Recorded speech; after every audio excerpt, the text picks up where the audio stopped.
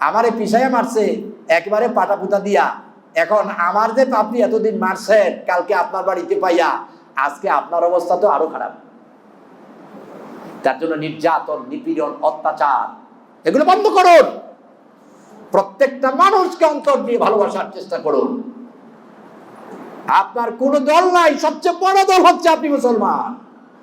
আপনার কোন আইন, কোন বিধান নাই, কোন গ্রন্থ নাই, সবচেয়ে আইন বড়, বিধান এবং বড় গ্রন্থ হচ্ছে আল্লাহর কোরআন।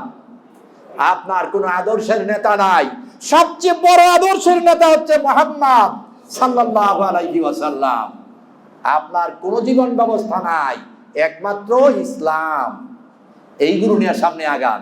আল্লাহর কসম, আল্লাহর কসম, আল্লাহর কসম, দেখবেন নাকের ডগায় মৃত্যুর আগে জান্নাতের খুশবু পাবেন। কোরআনের গান দিয়ে হাদিসের আলোকে সত্য পথে যেন থাকি অবিচল। তোমার ছায়া তলে করগো কবুল প্রভু, তোমারে অধম বান্দাকে। আল্লাহর হাবিব মুখ থেকে থুতু মোবারক নিয়ে বিসমিল্লাহির রহমানির রহিম এই পড়ে তিনি আবু বকরের শরীরে লাগায়া দিলেন। হযরতে আবু বকর বলেন, আল্লাহর কসম, সাথে সাথে আমার শরীরের দুঃখ বেদনা বিষ দূর হয়ে গেল। আবু বকর পাও সরাইয়া দিলেন, সাপ মাথা বের করে নবীজির সামনে মাথা নিচু করে দিলেন। সাপের জবান থেকে বেরিয়ে গেল, আসসালামু আলাইকা ইয়া আইয়ুহান নবী ওয়া মা সিদ্দিকে আবু বকর। আমার ভাইরা, নবীজি চলে গেলেন মদিনায়, লুকিয়ে গেলেন, পালিয়ে গেলেন। যেদিন মক্কা বিজয় হয়ে গেল, মক্কা বিজয় হয়ে গেল, যারা নবীজিকে তাড়ালেন তাদের বংশের সর্দার, তাদের বংশের সর্দারের হাতেই ছিল মক্কার চাবি। এবার সাহাবীরা এসে চাবি নিয়ে গেল। ও যাওয়ার পরে অন্য কাবিলার লোকেরা চাবি নিয়ে গেল। আল্লাহর হাবিবকে যারা মেরেছে, দুশ্মনী করেছেন, আল্লাহর হাবিবকে যারা জেল বানায় বন্দি রাখতে চেয়েছেন, মক্কা ছেড়ে মদিনায় যেতে বাধ্য করেছেন, নবীজি যখন ফাতেহ মক্কা হয়ে গেল, নবীজির হাতে এসে কয়, ইয়া রাসূলুল্লাহ, নেন আপনার চাবি, কারণ আপনি এখন প্রেসিডেন্ট, এবার মক্কার চাবির মালিক আপনি। আল্লাহর হাবিব বললেন, ওকে ডাকো। ওর হাতে চাবি দিয়ে বললেন, তোমাদের কাছে চাবি ছিল আমাকে নির্যাতন করা অবস্থায়, এই চাবি আমি তোমাদের হাতে দিয়ে দিলাম। কিয়ামত পর্যন্ত কোনো জালিম ছাড়া কেউ চাবি নিবে না।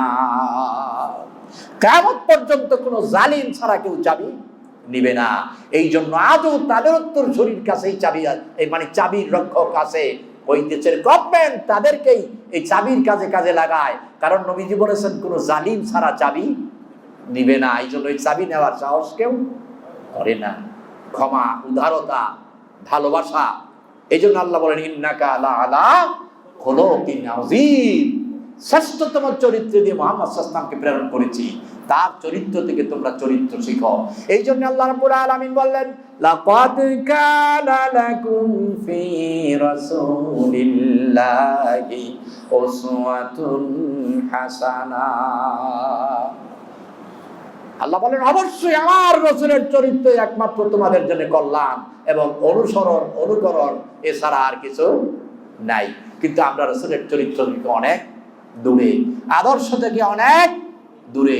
সুযোগ পেলে ছোট্ট একটা বিষয় নিয়ে একেবারে নাজেহাল করে ফেলি, একেবারে মেরে ফেলার চেষ্টা করি। এই চিন্তা করি না যে আজকের সকাল কিছুক্ষণ পরেই তো, কয়েক ঘন্টা পরেই তো এই সকালটা হবে আবার অন্ধকার, আবার আরেকজনের জন্য হবে সুন্দর সুপ্রভাত সকাল। এই তো পৃথিবীর নিজাম, কি বলেন ঠিক না? উত্থান আর পতন, এইটাই হলো আমাদের জন্ম আর মৃত্যু, রাত আর দিন, ইজ্জত আর বেইজ্জত। একমাত্র আল্লাহর জন্য হচ্ছে সবকিছু স্থায়ী। ক্ষমতা স্থায়ী কার? কথা বলেন কার? একমাত্র আগে ছিলেন কে? আছেন কে? থাকবেন কে? হুয়াল আউয়ালু ওয়াল আখিরু ওয়াল যাহিরু ওয়াল বাতিন। তিনি প্রথমেও ছিলেন, এখনো আছেন, শেষ পর্যন্ত আল্লাহ তাআলাই থাকবে, আর কেউ ছিল না, থাকবেও না। কিন্তু আমরা মুহাম্মদ সাল্লাল্লাহু আলাইহি ওয়াসাল্লাম থেকে চরিত্র শিখি না, মুহাম্মদ সাল্লাল্লাহু আলাইহি ওয়াসাল্লাম থেকে চরিত্র আমরা শিখি না, শিখতেও চাই না। আর একটা কুকুর পর্যন্ত মুহাম্মদ সাল্লাল্লাহু আলাইহি ওয়াসাল্লামকে চিনতে পেরেছে। যত লোক মুহাম্মদ সাল্লাল্লাহু আলাইহি ওয়াসাল্লামকে হত্যা করতে এসেছেন, যখন তিনি বুঝতে পেরেছেন আমাকে হত্যার জন্য এসেছে, তিনি মাফ করে দিয়েছেন, উদারতা দিয়েছেন। পরে ওই লোকটা মুসলিম হয়ে গেছে, পরে ওই লোকটা কি হয়ে গেছে? মুসলিম হয়ে গেছে। আমরা মাঝে মধ্যে চিন্তা করতে হয় কোথায় আমাদের অবস্থান, কোথায় আমরা আছি। ধর্মারও পাকড়াও আমাদের মধ্যে, আল্লাহ কোথায় আছি আমরা, কোথায় আছি আমরা? এই জন্য মুসলিমদেরকে একটি মিল্লাতের উপরে আসতে হবে, একটি প্ল্যাটফর্মে আসতে হবে। আপনি সব কিছুর ঊর্ধ্বে চিন্তা করতে হবে, নাহনু মুসলিমুন, নাহনু ওয়াহিদুল জামা, মিল্লাতা ওয়াহিদান। আমরা মুসলিম, আমাদের একটাই জামাত, এবং আমরা সকলেই এক আল্লাহর বান্দা। আমাদের কারো সাথে কারো কোনো শত্রুতামি নাই। অমুসলিম আপনার আচরণে ইসলাম গ্রহণ করবে, অমুসলিম আপনার থেকে আচরণ শিখবে, বিধর্মী আপনার থেকে ধর্ম শিখবে, আল্লাহর আনুগত্য শিখবে। কিন্তু আফসোস, আমরা মুসলিম হয়েও আমাদের চরিত্রের জন্য বিজাতির চরিত্রে রূপান্তরিত হচ্ছে। শুধু বিরোধিতা, শুধু মুনাফিকি, শুধু সমালোচনা। প্রত্যেকেই প্রত্যেকটা জায়গায় আপনার ঈমান আপনার বাবার পক্ষে যাবে না, আপনার ঈমান আপনার সন্তানের পক্ষে যাবে না, আপনার ঈমান আপনার দলের পক্ষে যাবে না, আপনার ঈমান আপনার তরিকার পক্ষে যাবে না, আপনার ঈমান যাবে আল্লাহ ও রাসূলের পক্ষে। আপনার ঈমান যাবে কার পক্ষে? আল্লাহ ও রাসূলের পক্ষে। এজন্য যুগে যুগে যারাই হক কথা বলেছেন, সত্য কথা বলেছেন, সত্যের পথ ধরে চলেছেন, তারা কখনো কোথাও ভালো অবস্থানে থাকা সম্ভব হয় নাই। তাদের বিরোধিতা, তাদের সমালোচনা, তাদের পেছনে পেছনে ধিক্কার, এটা থাকবে। এই জন্য আমি আরেকদিনও বলেছিলাম, আজকেও আবার বলছি, আমার কোনো আলোচনায় আমি নিজের আলোচনাটা সার্থক মনে করব না। আমি এই মিম্বরে বসে সফলতা অর্জন করেছি মনে করব না, যদি কিছু লোক আমার আলোচনার বিরোধিতা না করে, সমালোচনা না করে, পেছন দিক দিয়ে আমার গুতাইতে না থাকে।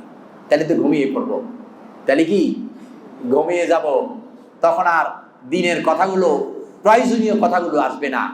এই পৃথিবীতে মুহাম্মদ সাল্লাল্লাহু আলাইহি ওয়াসাল্লাম কোনো নির্যাতিত ছিলেন না, সবার কাছে ছিলেন সমাদৃত। কিন্তু ওই মানুষটাই হয়ে গেলেন অনেকের কাছে নিন্দিত, অনেকের কাছে নির্যাতন, অনেকে নির্যাতন করলেন, নিপীড়ন করলেন। কারণ হলো যখন হক কথাগুলো বলা শুরু করলেন, যখন হক কথাগুলো বলা শুরু করলেন। এজন্য ভাই, বোবার কোনো শত্রু নাই, বোবার কোনো শত্রু নাই, ধ্যানদার কোনো শত্রু নাই। কিন্তু ওরা কোনো কাজেও লাগে না। আপনারে আল্লাহ এই জন্য বানায় নাই, পাঠায় নাই। বিড়ালের মতো 1000 বছর না বেঁচে সিংহের মতো 1 ঘন্টা বেঁচে থাকা ভালো। আমি মাঝে মধ্যে চিন্তা করি, কোন বৃদ্ধ মানুষ যখন দেখি, অনেক সময় বৃদ্ধ রোগী দেখতে গেলে দেখি তার পেটের মধ্যে ঘা হয়ে গেছে। আপনারা দেখেন নাই? কয়েক মাস হয়ে গেছে, বিছানায় উঠতে পারে না, বয়স অনেক। চিন্তা করি, আল্লাহ এমনি পড়লে তো, আমি আমার কথা বলছি, ও আল্লাহ এই অবস্থা তো একটা বিপদ সংকুলান অবস্থা, আল্লাহ ওই অবস্থায় নিও না, এর আগে হক কথা বলাইয়া অন্যায়ের প্রতিবাদ করাইয়া শহীদ করে দিও। কারণ শহীদি মৃত্যু হচ্ছে সবচাইতে শ্রেষ্ঠ মৃত্যু। এজন্য যে ব্যক্তি এই দোয়া করবেন, আল্লাহুম্মা রযুকনা শাহাদাতান কাবলাল মাউতি ফি সাবিলিক, ও আল্লাহ আমাকে মৃত্যুর আগে দ্বীনের পথে শহীদ করে দাও। নবীজি বললেন তার ঈমানের মধ্যে মুনাফিকি নিফাকি আছে। এই জন্যে মৃত্যু তো হবেই, আমরা আর কিছু পাই আর না পাই, গাড়ি হয় পাবো অথবা পাবো না, নারী হয় পাবো অথবা পাবো না, বাড়ি হয় পাবো অথবা পাবো না, নেতৃত্ব ক্ষমতা, দখল, শেয়ার, জেলখানা হয় পাবো না, হয় পাবো না। কিন্তু মৃত্যু যে পাবো না এটা হতেই পারে না। নিশ্চিত পেয়ে যাব মৃত্যু। কোনো সন্দেহ আছে? কোনো সন্দেহ আছে? কোনো সন্দেহ নাই। যেহেতু আল্লাহ তাআলা বলেছেন, এই আপনার আল্লাহ রাব্বুল আলামিন বলেছেন যে এই মৃত্যুর ব্যাপারে আল্লাহ রাব্বুল আলামিন বলেছেন, প্রত্যেক কুল্লু নাফসিন যায়িকাতুল মাউত, কুল্লু নাফসিন যায়িকাতুল মাউত, প্রত্যেকটি প্রাণীকেই মৃত্যুর স্বাদ গ্রহণ করতে হবে। লা মাউজুদা ইল্লাল্লাহ, শুধু আল্লাহ ছাড়া। শুধু কে ছাড়া? শুধু কে ছাড়া? আল্লাহ ছাড়া। তাহলে আপনি আমি মরা কি লাগবে? মরা কি লাগবে? মরা লাগবে, মরা লাগবে। আপনি দেখছেন আমারে পিছাইয়া মারছে একবারে পাটাপুতা দিয়া, এখন আমার যে আপনি এতদিন মারছেন কালকে আপনার বাড়িতে পাইয়া আজকে আপনার অবস্থা তো আরো খারাপ। তার জন্য নির্যাতন, নিপীড়ন, অত্যাচার এগুলো বন্ধ করুন।